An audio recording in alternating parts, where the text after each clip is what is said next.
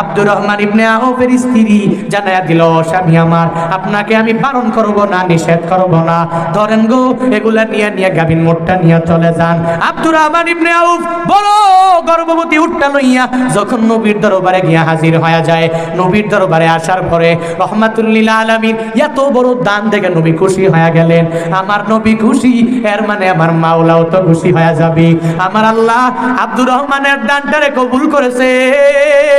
আল্লাহ পাক বলে, ও জিবরাইল যাও যাও, আর গিয়া গিয়া আমার নবীরে জানায়া দাও, আমার নবীর সাহাবী আব্দুর রহমান ইবনে আউফ, যিনি এই বধূ সাহাবীকে ভালোবাসা দিয়া মহব্বত করে করে একটা গর্ভবতী উটটাকে দান করে করে দিয়া দিল।